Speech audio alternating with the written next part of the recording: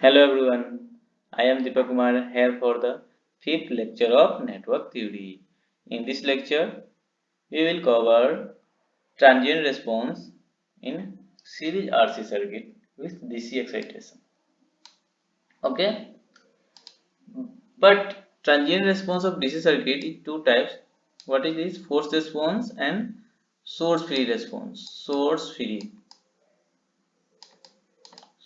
response. Source free response, or sometimes we call discharging profile. DIS, discharging profile, discharging. Okay, so what is charging profile and discharging profile? When battery connected to the RC circuit, this situation is called charging profile. When switch S is connected to 1, this position is called charging, and when S shifted to position 2 after steady state, then the charged capacitor allow to flow current in the circuit. Okay, so this is called discharging of capacitor or discharging profile. In Hindi, जब voltage source किसी are N C resistance और capacitor से connected है तो यहाँ पे क्या होगा कि यहाँ पे कैपेसिटर चार्ज होगा, तो ये वाला सिचुएशन को बोलोगे चार्जिंग। और अगर चार्ज होने के बाद अगर ये पोजीशन को मैं स्विच को 2 पे कर दूं तो क्या होगा, सोर्स तो हट जाएगा इससे और ये करंट इसमें फ्लो होना शुरू कर देगा। ठीक है, तो उस कंडीशन को हम लोग बोलेंगे डिस्चार्जिंग कंडीशन। सबसे पहली बात आती है कि हम लोग ये पढ़ क्यों रहे हैं चार्जिंग प्रोफाइल और डिस्चार्जिंग प्रोफाइल। तो आपको बता दें कि अगर मान लो आप इंजीनियर हो तो कोई पूछ सकता है कि ये लो एक कैपेसिटर दे दिया, मान लो आपको 1 मेगा फैराड का, उसके साथ में सीरीज में एक 1 मेगा ओम का रेजिस्टेंस लगा हुआ है और बोलेगा कि आप ये कैलकुलेट करके बताओ इसको 80% इसके मैक्सिमम वैल्यू के 80% चार्ज होने में कितना समय लगेगा। यहाँ पे मैक्सिमम वैल्यू होता है, मैक्सिमम वैल्यू क्या होता है, मान लो ये पोजीशन 1 पे कनेक्टेड है तो क्या होगा, एट स्टेडी स्टेट बहुत समय के बाद इसमें करंट फ्लो होना जीरो हो जाएगा, क्योंकि जब ये फुल्ली चार्ज हो जाएगा करंट का कोई वैल्यू ही नहीं रहेगा। उस केस में क्या होगा, voltage drop across resistance equal to zero हो जाएगा, क्योंकि आई जीरो है तो आई आर का वैल्यू कितना हो जाएगा, जीरो। तो आप उसमें केवीएल लगाओ, अगर इसमें ये वाला सर्किट में तो क्या आएगा, V माइनस, अब वोल्टेज ड्रॉप ड्रॉप कितना होता है कैपेसिटर के cross, Q upon C, Q upon C equal to zero. तो मान लेता हूँ Q का वैल्यू क्या आएगा, Vc, और ये मैक्सिमम होता है, इसको हम लोग Q नॉट भी बहुत बार बोलते हैं कि मैक्सिमम जो वैल्यू होता है Q नॉट होता है, और वो Vc लिखो या Cv लिखो बात बराबर है, ये होता है। तो बोल रहा है कि इतना का 80%, ये वाला वैल्यू है, इतना का 80% चार्ज होने में कितना समय लगेगा वो बताओ। क्योंकि ये पूछता तो हम लोग बता देते जल्दी से मैक्सिमम वैल्यू, लेकिन ये हम लोग ऐसे नहीं बताएंगे जब तक कि हमको क्या स्टेडी स्टेट से पहले ट्रांजिएंट स्टेट में कैसे वेरिएशन हो रहा है चार्ज का, करंट का और वोल्टेज अक्रॉस कैपेसिटर का, ये सब जब तक हमको पता नहीं होगा हम नहीं बता पाएंगे। तो ये सब पता करने के लिए हमको इसका ट्रांजिएंट रिस्पांस पढ़ना पड़ेगा, जानना पड़ेगा कि करंट का वेरिएशन कैसे हो रहा है, चार्ज का कैसे वेरिएशन हो रहा है, चार्ज किस समय पे कितना है कैपेसिटर के प्लेट पे। चलिए जानते हैं आगे। मान लो हमने कंसीडर किया है एक सर्किट, चार्जिंग सर्किट है जिसमें सोर्स लगा हुआ है और यहाँ पे स्विच टी इक्वल टू 0 पे कनेक्ट हुआ है। ठीक है, तो क्या होगा, इसमें केवीएल लगाएंगे तो क्या आएगा, V minus I R minus Q upon C. ये Q ओपन सी क्या है, कैपेसिटर के अक्रॉस वोल्टेज ड्रॉप हुआ है वो है, ये आई आर जो है रेजिस्टेंस के अक्रॉस जो वोल्टेज ड्रॉप हुआ है वो है। ठीक है, अब देखो इसको क्या करना है, इसको मैं थोड़ा Q, आपको पता है कि I जो होता है क्या होता है, dq अपन dt होता है, dq अपन dt। तो dq इक्वल टू क्या आ जाएगा, ये dq इक्वल टू आएगा, ये d लिखा हुआ dq equal to i dt, ये क्रॉस मल्टीप्लाई किया हूं मैं, ये i dt इधर मल्टीप्लाई हो गया, ये वाला i है। ठीक है, तो अगर मैं इसको इंटीग्रेट कर दूं q का वैल्यू आ जाएगा किसी भी समय पे, q इक्वल टू क्या हो जाएगा, integration of i dt। Okay, so मैंने लिख दिया यहाँ पे integration of I D T.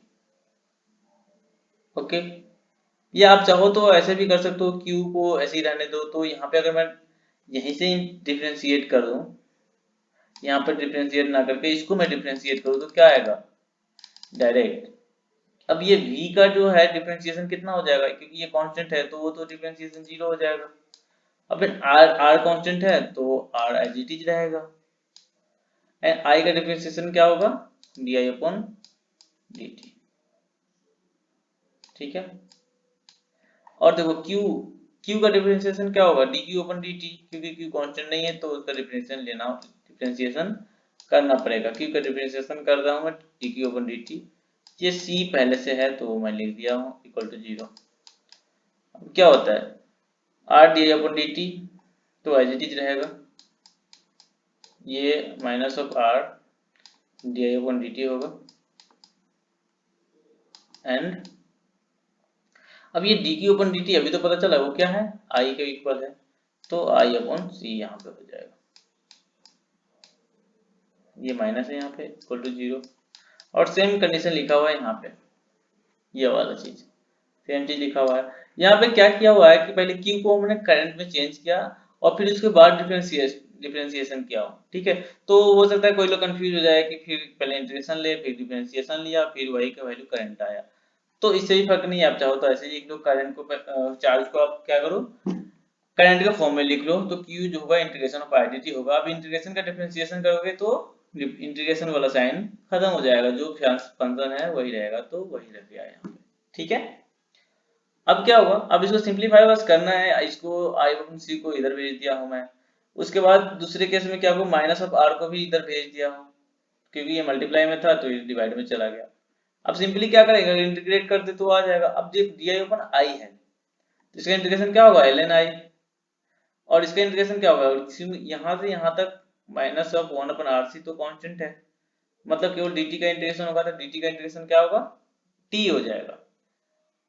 तो यहाँ पे देखो ln i हो गया, फिर 1 अपन rc पहले से जो था माइनस के साथ वो ऐसे ही है, और टाइम से मल्टीप्लाई हो गया, प्लस ये कांस्टेंट जब इंडेफिनिट इंटीग्रेशन ऐड करते हैं इंडेफिनिट इंटीग्रेशन, तो उसमें क्या करते हैं, एक कांस्टेंट ऐड करते हैं।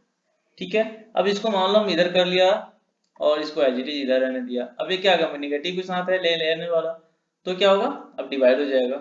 आपको पता है ln a minus ln b equal to होता है ln a upon b, so वही है ये ln a ln b, तो क्या होगा ln a अपॉन b।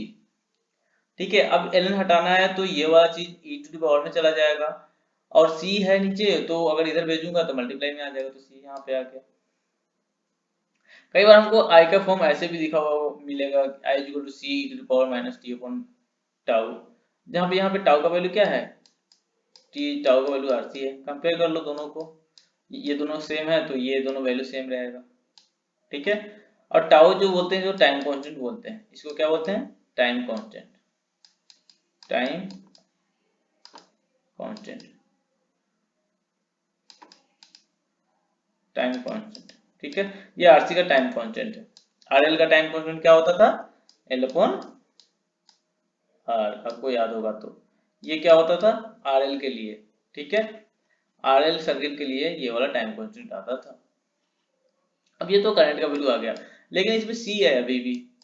ठीक है, तो सी को हटाना पड़ेगा हमको, क्योंकि कांस्टेंट है, तो उसको कांस्टेंट को हटा देता हूँ, रियल जो वैल्यू है उसका वो वैल्यू पुट कर रहा हूँ। ठीक है, एग्जैक्ट वैल्यू सी का, तो हमको पता है इनिशियली क्या था।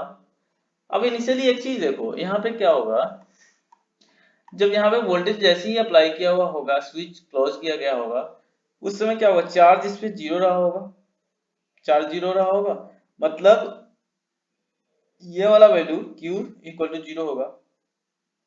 अगर मैं फिर से उस इक्वेशन को लिखूं तो क्या होगा, v minus I R minus, अब q जीरो है तो क्या होगा, ये वाला q upon C voltage across capacitor zero हो जाएगा initially at t equal to zero plus, बस थोड़ा सा प्लस करने के बाद t equal to zero plus पे ये वैल्यू होगा जीरो प्लस, मतलब जीरो से थोड़ा सा आगे क्या वैल्यू होगा करंट का, जब स्विच क्लोज किया गया होगा तो क्या होगा, इक्वल टू जीरो होगा। ये v वोल्टेज अक्रॉस कैपेसिटर तो जीरो है, तो करंट का जो वैल्यू आया क्या आएगा, v अपॉन आर। तो इनिशियली करंट का जो वैल्यू होगा यहाँ V अपॉन R होगा, और ये मैक्सिमम होता है, सबसे मैक्सिमम यही होगा, उसके बाद घटना शुरू हो जाएगा करंट, ठीक है, RC सर्किट में।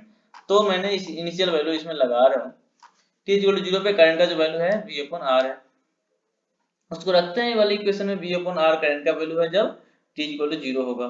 तो यहाँ से तक e टू द पावर 0 1 हो गया, तो c का वैल्यू आ गया हमारा V अपॉन R, ठीक है।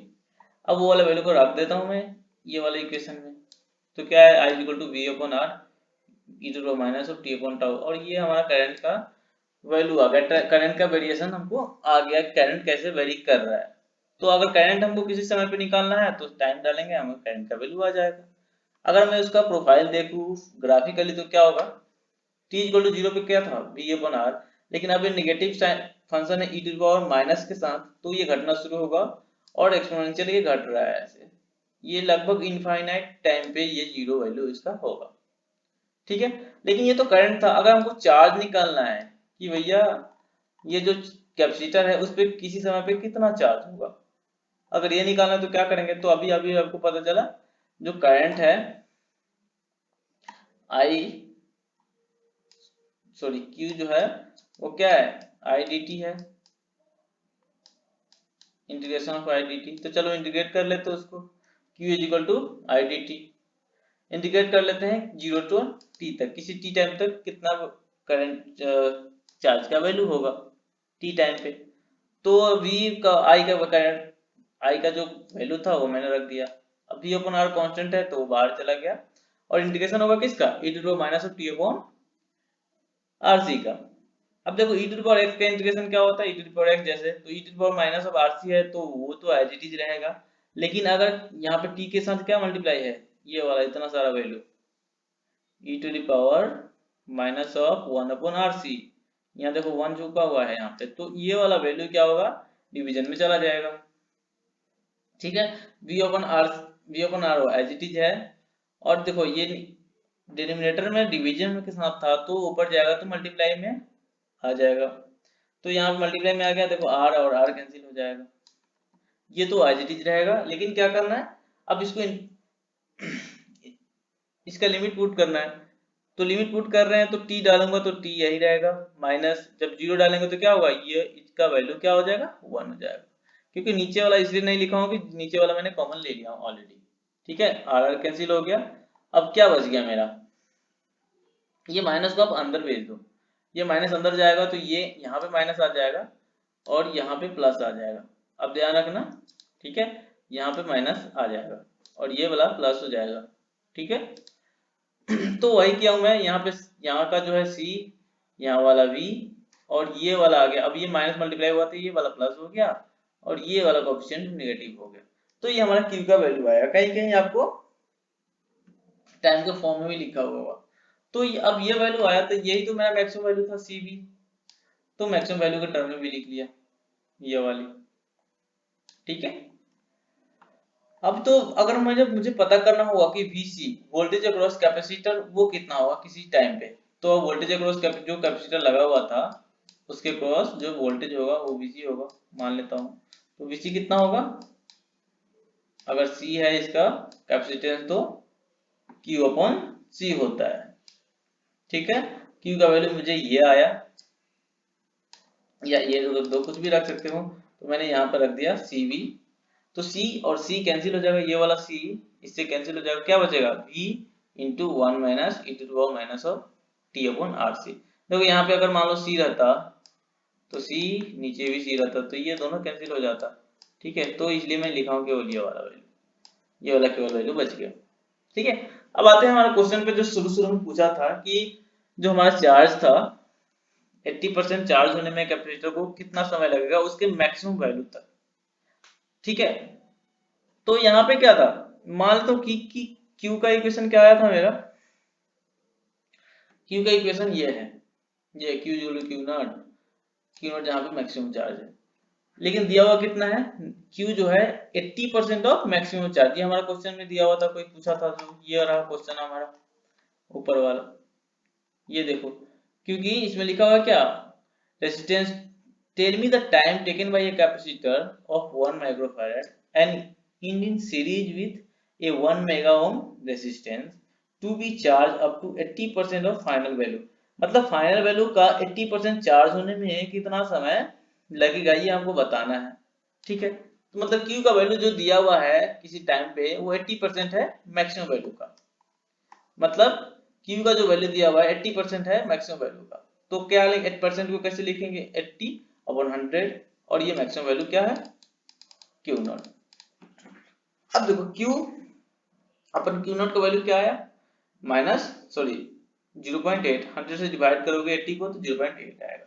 अब देखो Q का हमारा क्या इक्वेशन आया था, Q equal to Q0 1 minus e to the minus of t upon RC। ठीक है, तो ये लिख दिया मैंने Q0 1 minus e to the power minus of t upon RC, और माइनस सॉरी ये माइनस नहीं है, ये प्लस है सब कुछ।